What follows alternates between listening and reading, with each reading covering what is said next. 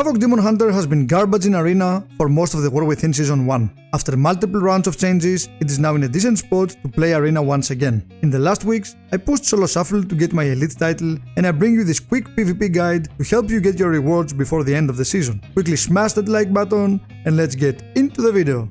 The main build that you will be playing uses the FelScarred hero tree. This build is pretty straightforward to play and does not change your rotation too much.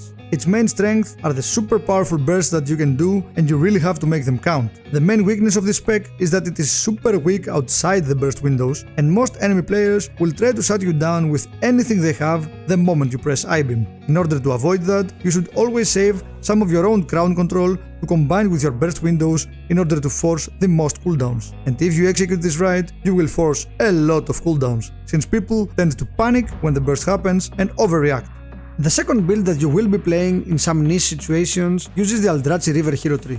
This build is way more tanky due to the 10% damage reduction that is provided by army unto oneself, the souls that you generate and heal you for a lot, as well as the double glimpse that you can use to avoid a lot of crowd control and reduce damage taken by 35%. When you play Aldrachi, you also do more ranged damage and are not depending too much on your burst windows. This makes your damage way harder to shut down. The price you pay for all those benefits is that your swaps and your bursts are significantly weaker, and you cannot really expect to one-shot people with this build. You should play Aldrachi when you want to tunnel targets with extreme mobility, roots and knockbacks, such as frost mages or elemental summons, and potentially even hunters. It is also very useful in triple ranged lobbies when the only thing they do is kite you, shut you down and hit you like a potato. Regardless what spec you play, you always use the PvP talents Glimpse and Blood Moon in every single game. Not many players know this, but when the soul spawned by Blood Moon becomes empowered, collecting it gives you a 20% damage buff for 15 seconds. Moreover, if you target a demon, use Consume Magic and collect the soul that spawned, you are guaranteed to get 20% damage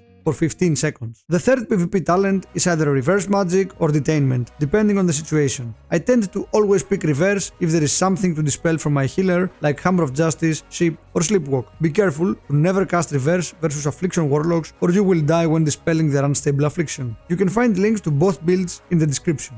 Let's move on to stats and gear. You want to stack as much mastery as possible. Engineering bracers help you with that, since they can be crafted with full mastery. Other than that, you want a good mix of versatility and haste. Every top-rated demon hunter uses a different mix of versa and haste. There is no perfect balance. Haste is the more aggressive stat, while versatility is the more defensive one. You can see my secondary stats on screen. I play mainly versatility with a little bit of haste. You can customize them the way you want them through crafted gear and sockets. Aldrachi River favors haste a little bit more than FelScarred, who prefers heavy versatility. You should not play the new ring from Siren's Isle. It has been nerfed to the ground and it's completely useless for PvP. You get your forced bonus using head, shoulders, chest and gloves. For your embellishments, you want the Darkmoon Sigil Ascension on your weapon, and you're going to double its effect using Breathing Armor Banding, which you can craft on any leather piece. You also need an Enduring Bloodstone Metagem in one of your socket slots. You want to enchant Chant of Leeching Fangs on your cloak, Crystalline Radiance on chest, plus Leech on your wrist. You want Authority of the Depths on both of your weapons, Armor Kit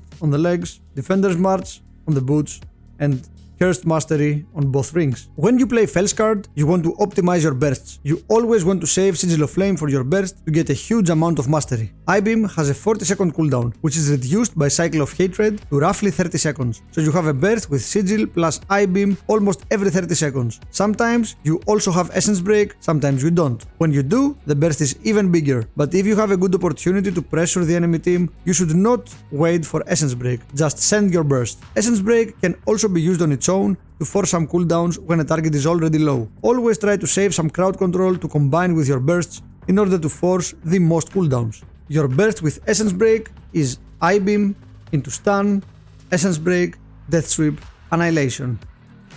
When you burst without Essence Break, you I-beam, stun, Death Sweep, Annihilation.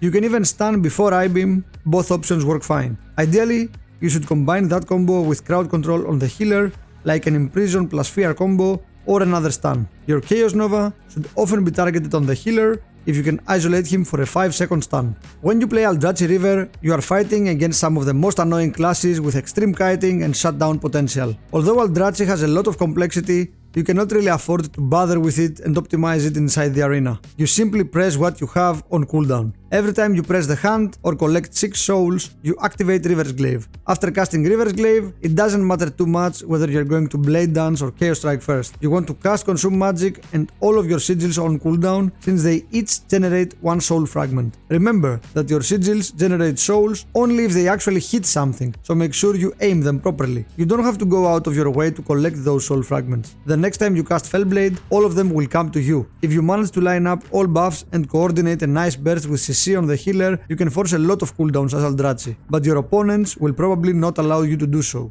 Do not worry too much about it. Keep chasing them, keep hitting them with River's Glaives, keep the ball rolling. You will slowly grind them down to death.